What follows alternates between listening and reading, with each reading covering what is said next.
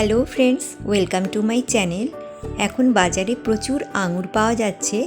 আজকে আমি খুব সহজে তৈরি করেছি আঙুরের চাটনি। এটা কিন্তু খেতে খুব টেস্টি হয়। এই চাটনির জন্য প্রথমে একটা ভাজা মশলা তৈরি করে নিচ্ছি। কড়াই গরম হলে গ্যাসের ফ্লেমটা একদম লোতে করে দিয়ে দিলাম 5 ফোড়ন আর একটা শুকনো লঙ্কা। এবার হালকা ড্রাই রোস্ট করে নেব। 2 মিনিট মতন হয়েছে, সুন্দর সুগন্ধ বেরিয়েছে। এবার এগুলোকে একটা প্লেটে উঠিয়ে নিলাম। ঠান্ডা হলে মিক্সিতে গুঁড়ো করে নিলাম। এখান থেকে আমি অল্প নেব, বাকিটা অন্য রান্নার কাজে দিয়ে দেব।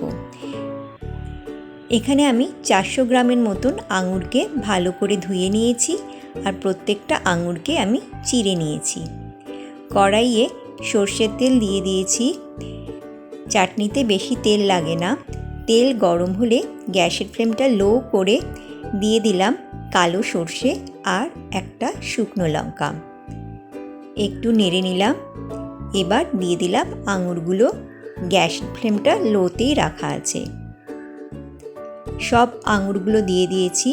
এবার একটু নাড়াচাড়া করে নেব। 1 মিনিট মতন হয়ে গেছে। এবার দিয়ে দিলাম খুব অল্প নুন আর খুব অল্প হলুদ গুঁড়ো। এবার ভালোভাবে মিশিয়ে দেব। ভালোভাবে মিশিয়ে দিয়েছি। এবার কড়াইটা লো ফ্লেম করেই ঢেকে রাখছি। 2-3 মিনিট পরে ঢাকনাটা খুলে নিলাম। একটু নেড়ে দিয়ে দিলাম জল। এই সময় গ্যাসের ফ্লেমটা মিডিয়ামে করে দিলাম। আবারও কড়াইটা কিন্তু ঢেকে রাখছি। 6-7 মিনিট পরে ঢাকনাটা খুলে নিলাম। আঙুরগুলো কিন্তু এখন একদম সফট হয়ে গেছে।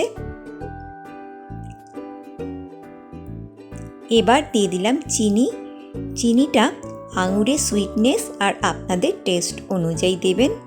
ভালোভাবে মিশিয়ে দেব। গ্যাসের ফ্লেমটা মিডিয়ামে আছে। 3 মিনিট মতন হয়ে গেছে। চিনিটাও ভালো মেল্ট হয়ে গেছে। এবার দিয়ে দিলাম ভাজা মশলা। ভালোভাবে মিশিয়ে দিয়ে গ্যাসের ফ্লেমটা লোতে রেখে কিছুক্ষণ ফুটিয়ে নেব। 2 মিনিট মতন হয়ে গেছে। এবার গ্যাস অফ করে একটু ঠান্ডা করে নেব।